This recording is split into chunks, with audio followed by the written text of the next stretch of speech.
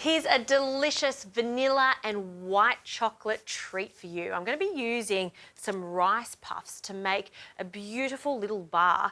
And instead of using lots of different ingredients, I'm going to keep it really simple and give you a healthier option by using some coconut oil and some date syrup. Of course, it's a vanilla slice, so I'll be adding some vanilla extract with some seeds. So I've just got a bowl on a bain-marie, so it's just a pot of water underneath it, just a small amount. You don't want to be touching the base of the pot because it can seize the chocolate that I'm going to be using. We'll start with about 1/4 cup of coconut oil. So you can see it's quite solid at this stage, but it will melt as soon as it hits the heat here. So I'm going to roughly measure that out. And coconut oil is going to help bind everything together. Take that off the spoon and let that start to melt. You'll need about 100 grams of white chocolate, and you can either just break it straight into the bowl or grab yourself a serrated knife. This is the easiest way to chop it all up, and it makes it faster to melt. So we're just going to cut them into little pieces. See how you've got grip by using a serrated knife? So we get little shards of the white chocolate and it'll melt in moments. And we'll give that a stir. You can see that coconut oil already melting away, just nice and gently.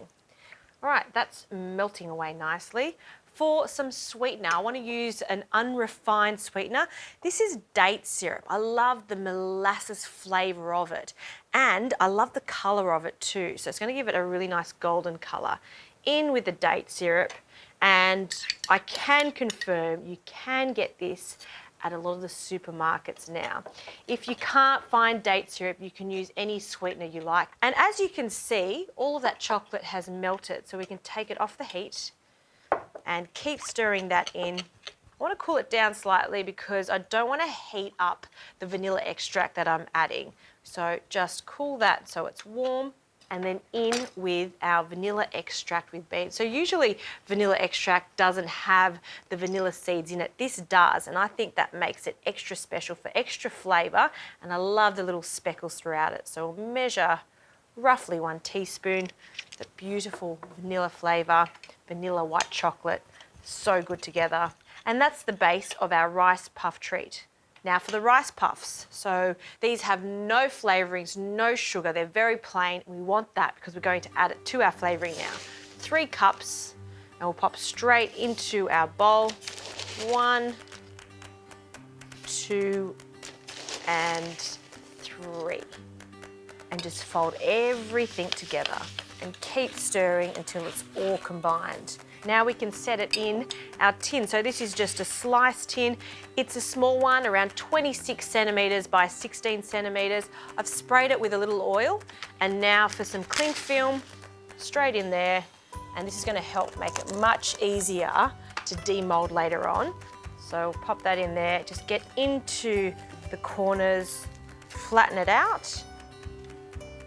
We'll pour in our rice puffs, and then with the back of your spoon, you want to press this out.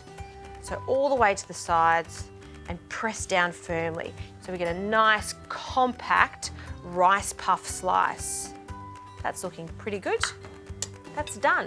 You can't eat it yet, it needs to firm up. So this goes into the fridge for a good couple of hours. You can even do it the night before.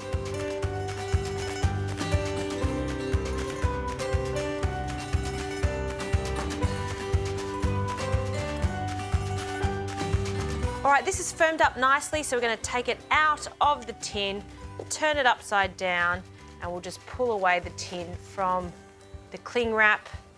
And we'll take that off just really gently. It is sticky, that's for sure.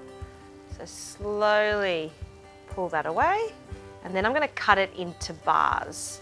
So to cut into bars, I always recommend a hot knife because it just makes it so much easier. So you can do little bars, big bars. They're fantastic for the lunchbox. I do recommend wrapping them individually in some baking paper, and they're delicious as is. But if you want to go all out, grab some more melted white chocolate.